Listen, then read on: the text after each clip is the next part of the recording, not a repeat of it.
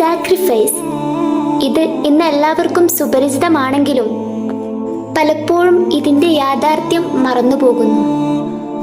ഇന്ന് പല ബന്ധങ്ങളിലും സാക്രിഫൈസ് ഒരു കുറ്റപ്പെടുത്തലായാണ് ഉപയോഗിക്കുന്നത്.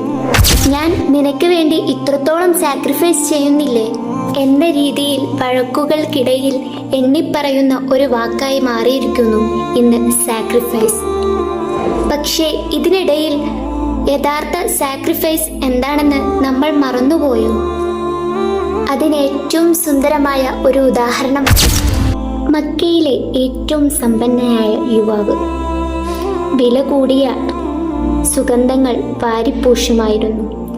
ആഡംബരമായ വസ്ത്രങ്ങൾ ധരിക്കും.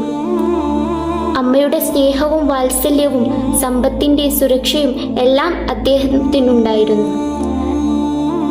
പക്ഷേ ഒരിക്കൽ തിരുനബിയുടെ സുന്ദരമായ വാക്കുകൾ കേട്ട് ഹൃദയം സത്യത്തിലേക്ക് ചേർന്നു. ഇസ്ലാം സ്വീകരിച്ച നിമിഷം മുതൽ അദ്ദേഹത്തിൻ്റെ ജീവിതം മുഴുവൻ മാറിമറിഞ്ഞു. ഇസ്ലാം സ്വീകരിച്ചതിൻ്റെ പേരിൽ അമ്മ അദ്ദേഹത്തെ വീട്ടിൽ പൂട്ടിയിട്ടു.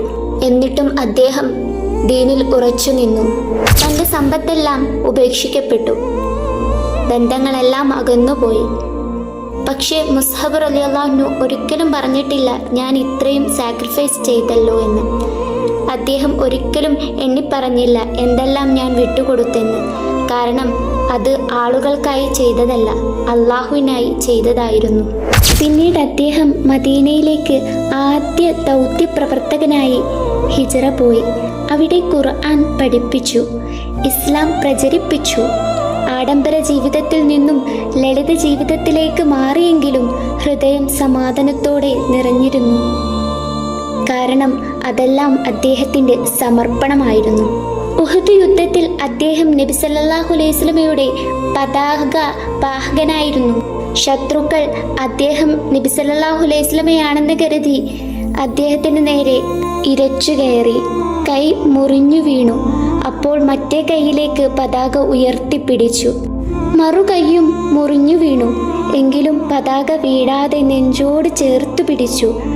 അവസാനം അദ്ദേഹം ഷഹീദായി. അദ്ദേഹത്തിൻ്റെ മയ്യത്ത് കഫൻ ചെയ്യുന്ന സമയത്ത് ശരീരം മുഴുവൻ മറക്കാൻ പറ്റുന്ന ഒരു കഫൻ തുണി ഇല്ലായിരുന്നു.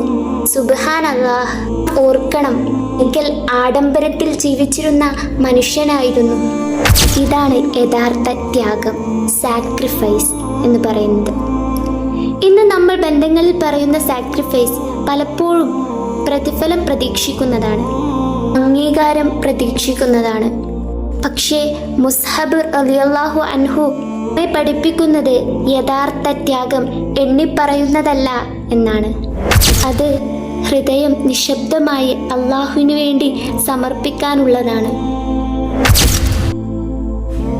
ഞാനൊന്ന് ചോദിക്കട്ടെ, ഇന്ന് നാം വിട്ടുകൊടുക്കുന്നത് സ്നേഹത്തിനാണോ അല്ലെങ്കിൽ തെളിയിക്കാൻ വേണ്ടിയാണോ? ഞാൻ ചെയ്യുന്ന സാക്രിഫൈസ് ഞാൻ വീണ്ടും വീണ്ടും ഓർമ്മിപ്പിക്കേണ്ടതുണ്ടോ? മുസ്ഹബ് റളിയല്ലാഹു അൻഹയുടെ ജീവിതം നമ്മോട് പറയുന്നത് ത്യാഗം പറഞ്ഞാൽ ചെറുതാകുന്നു, അത് മൗനത്തിൽ ചെയ്താൽ മഹത്വമുള്ളതാകുന്നു.